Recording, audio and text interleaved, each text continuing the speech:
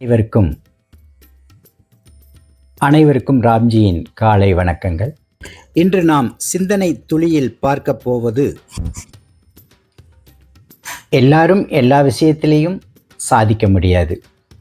சாதிக்கிறவங்க ஒரு சிலர் மட்டுமே இருப்பாங்க. அதனால் மற்றவங்கள்லாம் சாதனை இல்லைன்னு இல்லை, வேறு துறைக்கு போய் அவங்கவங்க வாழ்வாதாரத்தை தேடிக்குவாங்க. அப்படி தான் இன்றைக்கி பார்க்க போகிறோம். முத்து, நவரத்தினங்களில் முத்துவும் ஒரு ரத்தினம். அந்த முத்து எப்படி உருவாகுது அப்படின்னு கேட்டால், கடலில் பெய்யும் மழை துளிகள் அந்த சிப்பி வாய் திறந்திருக்கும் போது எந்த மழை துளி அந்த சிப்பி வாய்க்குள்ளே போகுதோ அதுதான் முத்துவாக உருவாகுதுங்க. அதுக்காக மற்ற சிப்பி எல்லாம் அது வீணாக போயிடுச்சுன்னு நம்ம நினைக்க வேண்டியதில்லை. நிறையா அழகு சாதன பொருட்கள் பயன்படுத்திகிட்டு இருக்கிறாங்க. இப்போது அறிவியல் ஆராய்ச்சி துறையில் பார்த்துக்கிட்டோம்னா அப்துல் கலாம் ஐயா இருக்காங்க.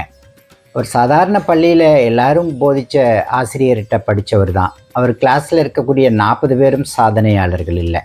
ஆனால் அவர் உலக புகழ் பெற்று இந்திய தேசத்தின் ஜனாதிபதியாகவும் 2 துறைகள்லையும், ஒன்று அறிவியல் துறை, தான் படித்த கல்வி, பொதுத்துறைன்னு வரும்போது தேசத்தினுடைய ஜனாதிபதி.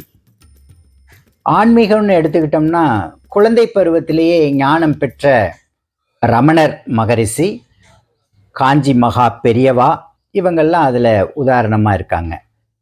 இப்படி ஒவ்வொரு துறையிலையும் ஒரு சிலர் மட்டும்தான் உயரத்தை எட்ட முடியுது. ஏன் நம்ம என்ஜினியரிங் படித்தவங்க எல்லாரும் தான் படிச்சிருக்கிறாங்க கம்ப்யூட்டர் கணினி சார்ந்த கல்வியை. சுந்தர் பிச்சை மட்டும் உலக புகழ்பெற்ற கூகுள் நிறுவனத்தினுடைய சிஓவாக இருக்காங்க. எல்லாரும் எல்லார் விஷயத்தில் ஒரே மாதிரி சாதிக்கணும்னு அர்த்தம் இல்லைங்க. இராணுவத்துக்கு போகணும் அப்படின்னா ஓட்டப்பந்தயத்தில் ஜெயிக்கணும். எல்லாரும் சூப்பர் ஃபாஸ்ட்டில் ஓடி வந்துடுறதில்ல, ஜெயிச்சிடுறதும் இல்லை. அதுக்காக தோத்தவங்கனால எதுவுமே முடியாதுன்னு இல்லைங்க.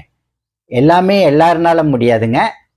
எது என்னால் முடியுதுன்னு நினைக்கிறேனோ அந்த துறையை நான் எடுத்துக்கிட்டேன்னா அதில் எப்படி சிப்பிக்குள்ளே விழுந்த மலைத்துளி முத்தாச்சோ, அப்படி நான் எடுத்துக்கிட்ட அந்த வாய்ப்பில் நாமளும் ஒரு முத்தா திகழலாம் அப்படிங்கிற இந்த நல்ல சிந்தனையோட அடுத்த சிந்தனையில் நான் உங்களை சந்திக்கும் வரை விடைபெறுவது உங்கள் ராம்ஜி. நன்றி, வணக்கம்.